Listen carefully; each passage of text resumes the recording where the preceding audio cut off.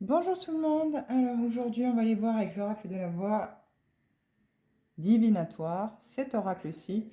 Quels sont les messages pour vous? Qu'est-ce qu'on a à vous dire pour ces prochains jours? Comme toujours, vous gardez votre bon discernement comme dans chacune de mes vidéos. Et si la vidéo vous a plu, n'hésitez pas à justement vous abonner afin de pouvoir avoir d'autres vidéos concernant votre signe astrologique ou général comme là. Allez, c'est parti.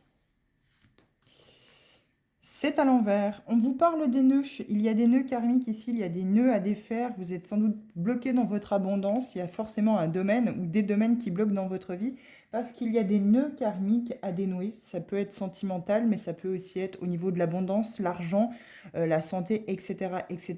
Il est question d'aller ici creuser. Qu'est-ce que ces nœuds karmiques qui vous empêchent justement d'être libre, hein, de pouvoir avancer dans votre vie?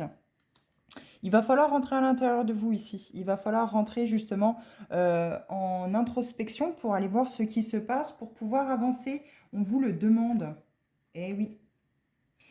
Vous n'êtes pas en fait assez ancré dans la matière. Si vous ne connaissez pas le rejet d'incarnation, je vous invite à aller chercher sur Internet ce que cela veut dire. Il y a plein d'explications, plein de textes qui expliquent ce qu'est le rejet d'incarnation, ce qu'est les nœuds karmiques, ce qu'est aussi également les vœux karmiques, parce qu'il est possible qu'il y ait des vœux. Mais en tout cas, aujourd'hui, on vous demande de vous pencher sur le sujet des nœuds karmiques ici.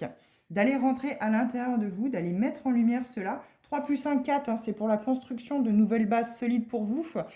Vous ancrer un peu plus ici et maintenant. Ne pas être trop dans le passé, trop dans le futur, trop dans les vies antérieures, peu importe, hein.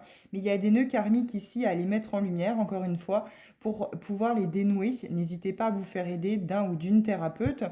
Là, l'énergie est propice, hein, en ce moment, et c'est vraiment 2026, l'année charnière, l'année clé, pour pouvoir justement avancer par rapport à cela, mettre en lumière, accepter, conscientiser, dénouer, fracturer, casser, hein, des vœux qui ont pu être faits, des nœuds qui ont pu être, des nœuds karmiques qui ont pu être tissés dans des vies antérieures. Quoi qu'il en soit, vous vous êtes incarné sur Terre aujourd'hui.